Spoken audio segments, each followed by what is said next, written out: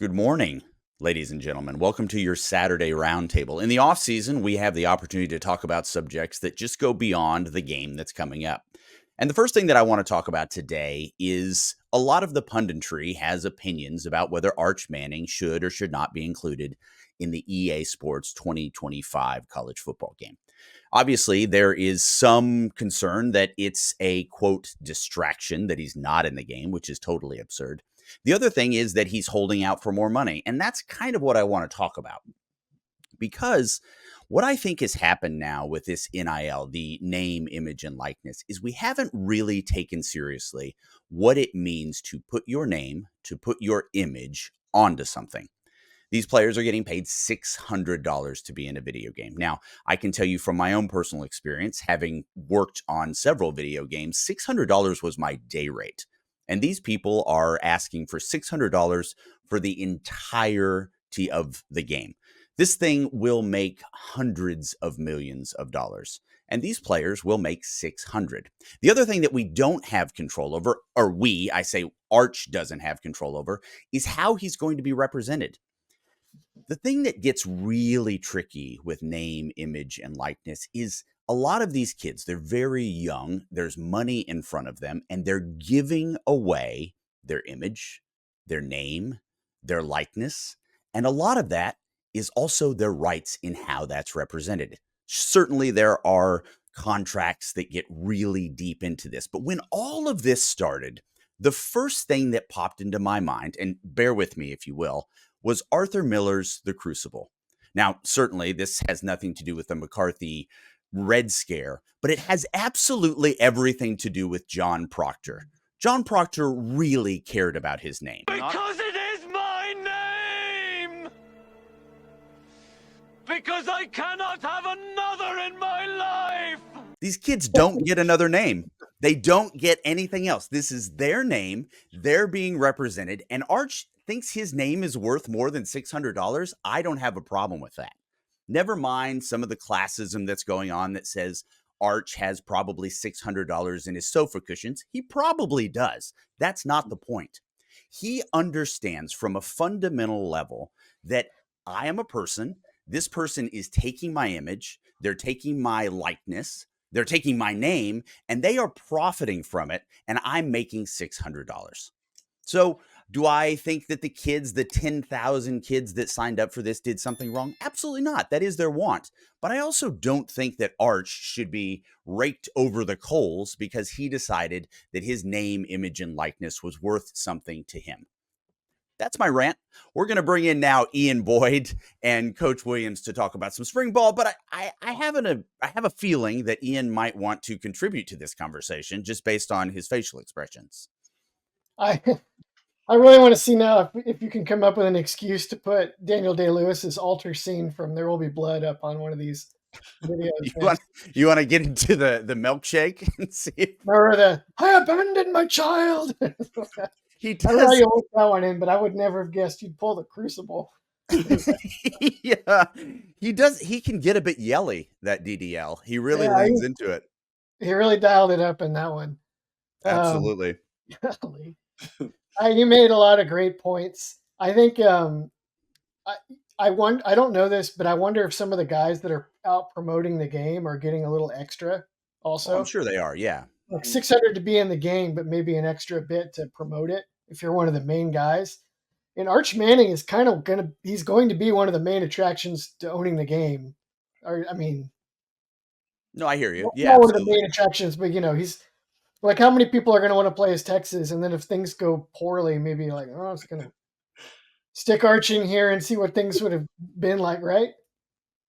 That's going to be, people want to play with Arch Manning, and they're going to want to see what his ratings are and all that. And to your point, if he's in there with like backup ratings, they have him like a 80 speed, or whatever else, and he's like, no, that's not me. Why not at least fight for a fair buck in exchange for that representation, or have some influence in how he's portrayed, right? Yeah, and by holding out, he's maintained leverage. And that's something that, and again, I don't begrudge these kids that signed up for it. It's super cool to be in the video game. I am all for that. I think my problem is with the national punditry and even some folks here with us at On Three that are giving this kid a really hard time, saying like, "Oh, he's basically holding out for more money," or "This is a distraction to the team. You know, he should just be on the team," or "He's disappointing the fans." Like, look, this is entirely up to him. The whole premise of name, image, and likeness is so you, as an individual athlete, have more power and more say over what your college career looks like. And because we have a kid taking advantage of that, I don't necessarily think that's a problem. Just like I don't think it's a problem if we've got a running back driving around in a Lamborghini if that's what he wants to do. I don't think you can have it both ways. Coach, when you're in Vegas, did you have what was the name, image, and likeness stuff going on over there? Definitely like it's not like it is at Texas. I can tell you that. They had a lot of small time deals with different restaurants and things like that, or some casinos, smaller casinos, not the big ones. So it wasn't as big as you would think being in Vegas, but there's opportunity there. I tell you that. And is it the type of thing where the kid needs to show up at the casino and sit at the blackjack table for 27 minutes and he gets his NIL deal, or what does he need to do? So they have like day parties they go to, right? They're pretty much helping with the day party, promoting it. Um, just small outings and events, small time commercials. All of them going to the restaurant, filming a commercial that they're eating at, and then promoting that restaurant. So stuff like that. You know, Elsie, something else that occurs to me. I don't know if you guys remember the old Madden games, but Peyton Manning was kind of notorious in those games because he has like kind of a big forehead, right? And the way they would depict that in the game, his head was like enormous. And he looked cartoonish. Even when they tried to make the game more realistic, he still looked like cartoonish and silly. And they may have scarred the family in a way that encouraged them from giving. This may just be payback. I don't Yeah, know. your premise here is that this is some long form of retribution that the Yeah, Mannings have been planning. Yeah. They got absolutely. together with the O'Bannons. They're playing the long con. They're making sure that the NIL gets in so they can ultimately deny EA the opportunity to work with them. It's completely plausible, and I agree that that could be the case. Let's move on to football if you guys don't mind. We've got a spring game coming up. The only reason we're talking about it now is because other schools have already started spring ball. What When we're in this position, when spring ball starts, let's talk about practice for a second. Coach, what are we hoping to achieve in a spring ball practice? Yeah, you want to get your basics down, and what I mean by basics is your most popular plays or the ones you run the most. If you're a veteran, been there 3 or 4 years, or a guy who's just now coming in, everybody's going to be on the same learning curve, right? We're going to start with play 1A. It can be a simple inside zone run, right? We're going to run that thing until we got it down perfect. And then we move on to the next play, the next one, the next one, and so on. So in a practice, you just want perfection, right? You're just trying to build something, see where your team is, see what kind of team you're going to have, where your strengths are, where your weaknesses are. It's a time to focus on that. Plus, there's an evaluation period going on. Who can remember the playbook? Who can, get their come out and shine and can be consistent? Because as you know, in spring evaluations, there have been guys hit the portal after the spring season, spring football, because they realize they're going to be at the bottom of the depth chart, right? So you got a lot going on during the spring. Ian, is there anything in particular? And again, I don't. We are going to be talking spring ball ad nauseum starting in the next couple weeks. But is there anything in particular that you would be looking for in? Let's say you had the opportunity to be at practice. What are the things that you would be looking for there? Well, I'd be curious what they're tinkering with. Um, we've been musing kind of all off season that Texas might want to have more single high coverages because it's a better fit for what both Nansen and Johnny Nansen and Pete Kwiatkowski have done in the past. They were very good in two high coverages, but whenever they try to develop their blitz package, it always shows up that they don't know how to marry the front and the back as well. And every year there's some fresh problem that emerges in that trying to find that union. So I know they'll tinker and do different things, and I'd be curious to know what exactly they're going to do and how they'll take advantage. And then also what they're going to do without Sweat and Murphy. Like we just did a deep dive where we mused that they might be way more slant and movement based up front. because they have good athletes on the defensive line, but they're a very different kind of athlete than the 366-pound Devondre Sweat or the always the lowest man Byron Murphy. They don't have anyone like either of those two guys on this roster that's at least not that's like at the top of the depth chart. And then Quinn. What does year 3 look like with Quinn? Usually, when a quarterback gets this deep into his college career, you really see an uptick in the sophistication of the pass game schemes that they run. Maybe his role in the protections or audibles. So this team is going to look different next year, and there's a lot of that is going to start with stuff that they're going over in meetings right now, and that they're going to go try to put to work in those spring practices coming up in a few weeks. Coach, you've been through spring ball. What do we when you're there on the field? What are you looking at? What are you wanting to see out of your players when those practices start? Yeah, from an older group, veterans, you want to see how they progress since the previous season, right? What things have they learned? What things they keep and remember? It can be footwork, how many steps to take on a certain route, getting their body in position when they run a certain route, and blocking, right? You want to see how they progress. The younger guys, you just want to see how much they know, right? So you can see how much you can add to their plate and get them prepared for the season or in the spring going into the summer and fall camp. So those are some of the things that I look for. Honestly, and take notes on so that you can work on it come summertime and then fall camp. Now, let's take this again from the perspective that we gave Ian. Now, let's say you're on the field at the Texas spring ball game. What is it that you would be looking for individually to see whether those things have been accomplished, those progresses, the new guys? Yeah, I want to see the relationship between the receivers and Quinn. What does that look like? Are they on the same page, right?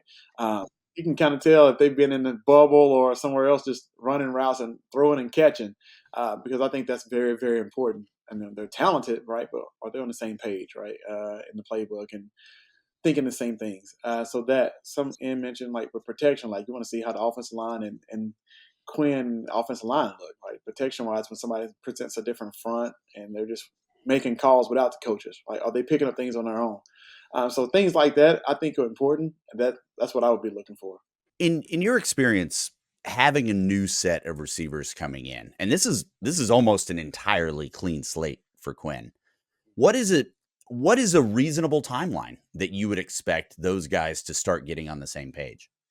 I would say before fall camp, right? Well, one would hope, right? Yeah, before fall camp, I would say that. It just depends on how much work they're putting in now.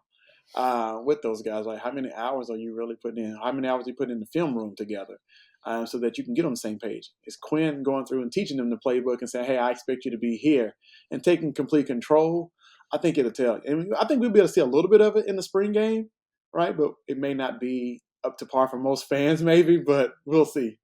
So, Ian, with all of this, and you have to a great degree documented not only what you hope to see and need to see out of a one high defense going into this and what the defensive line needs to be doing. Can you talk a little bit? And again, we don't need to go into too much detail here, but what is it going to mean for Anthill moving to the Mike position? There's far more. He's going to have a heavier intellectual load this season than he has in the past, where it was literally, shooting him out of a rocket and using his raw skill to get to the quarterback and the ball. What again, this is a question I'd love to hear your comments on as well, Coach. Look, what is a reasonable timeline for a brand new Mike to get in there and start to really fundamentally get the mental game down? Oof. Usually it takes a few years. I'd say, like, for most of the guys that Texas brings in, they start to figure it out their second year, and then they really put it together their third year. That's like the Jalen Ford timeline. I think that's pretty common. It'll range on how quickly a player learns to process that information, like what Eric calls like a football IQ, just their ability to process the angles and spatial reasoning, right? And then also the degree to which they did it in high school matters a lot. So I think what Anthony Hill has going for him is that he actually played inside linebacker in high school for. He wasn't healthy every year, but he played 3 years at that position as a starter at a high level for Denton Ryan.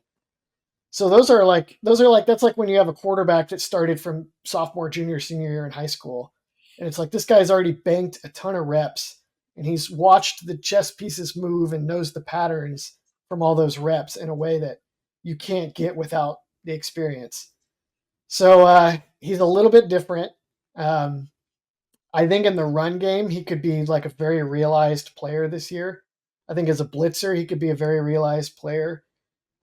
In coverage, they actually didn't have him do that at Denton Ryan, basically. They just kept him protected and in the box.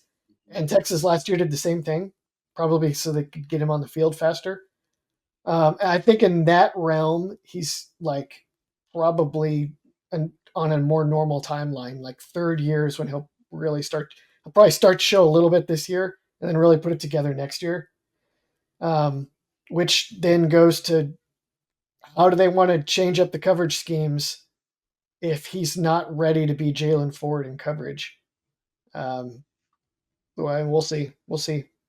And we'll see like in the season. They're not going to Right. show We're us. not going to see that in the We're spring. not Yeah. going to show us the answer to this question in the spring game, probably. But Is there anything you'd like to add to that, Coach? Ian, you did a good job. That was a great thank you. answer. Nah, that was excellent. I would like to see this though, right? Is he going to be the guy with the communication with the green dot on his helmet, right? Because that'll kind of Yeah, see what kind of how fast he's able to pick up things. If they trust him to make calls, then he's actually probably trusting to see, for him to be able to understand what he's seeing up front. If it's somebody's pulling, is it a false pull? He's able to make the calls, get people lined up. I think that'll go to his development as well. So we'll have to see.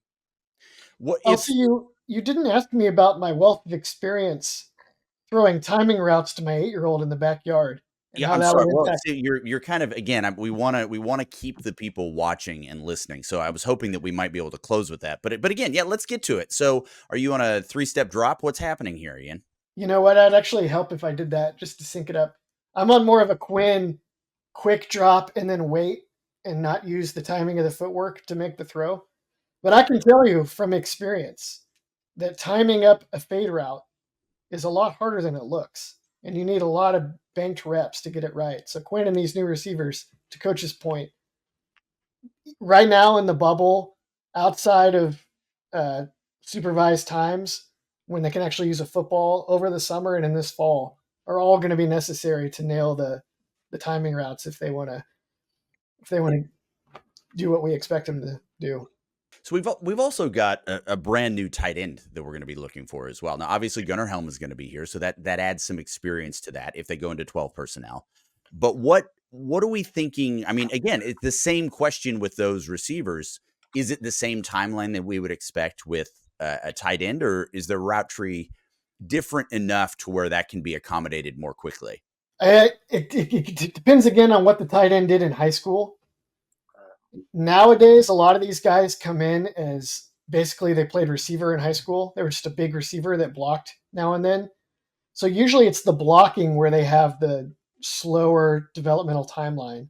They have to learn how to block, they have to learn all the techniques, and a lot of times they have to gain like 20 or 30 pounds and learn how to carry it comfortably to even attempt it. Um, the receiving game is very different. A lot of times they can do it pretty quickly in their careers. It seems to me, coach probably have a smarter take on this from experience, but it seems to me like if you have a guy that's maybe even a freshman, if he gets the entire offseason to work with the quarterback, he can get to a point where he can be a featured 1,000-yard level volume receiver. It's usually like one good offseason will pretty much do the trick, and that's partly why you see teams like Lincoln Riley's teams or like Mike Leach's teams back in the day, they could always reload at receiver so long as their main guys were healthy in the offseason. That's one offseason would be enough to get the new guy up to speed. Coach, what do you Yeah. think? Um, so we had something called like tight end school, right? Because that's the position I worked with was tight ends. So tight end schools, then we didn't make them go out and do anything, right? It was voluntary, but tight end school pretty much many hours of blocking the sled, working on footwork, right? And then you would kind of report back, but they held each other accountable on blocking, learning the routes, and all the NFL concepts we learned. So they learned every route, right, within the playbook in the route tree. But blocking, they had put in so many hours blocking the sled, so they can get proper footwork. And so they got to do that on their own time. That's how you get better at that. But yeah, that's kind of what we did with tight end school, and then we have receiver school, quarterback school, and they kind of got together and just put in hours. As the spring game is approaching, we ask you to check out InsideTexas.com. There's right now a lot of articles about what is going to happen with our new defense. What kind of recruits do we have coming in? It is only $1 for the first month, and I highly recommend that you check it out because the level of insight there is something that you just can't get anywhere else. In closing, we're going to close up a little bit early today because let's face it, it's Saturday and we want you to enjoy the weather that's changing. We've got spring on the horizon. I want us to think for a second back to the money that is being made. The last time that the NCAA EA Sports game came out, it made around $80 million. So let's put that into today's terms with inflation. That's over $106 million. They spent $6 million on those kids. So roughly 6%. These guys are not going to be hurting for cash. I have no problem that Arch decided that his name was worth a little bit more than $600. And I think that it's going to be a trend moving forward that these guys are actually going to understand what their name is worth and move forward with it. I do want to thank Coach for being here. I want to thank Ian for practicing with his son in the backyard so we can understand the passing nuances far more clearly. And we want you to, again, please check out InsideTexas.com for all the insight and news that you just frankly can't get anywhere else.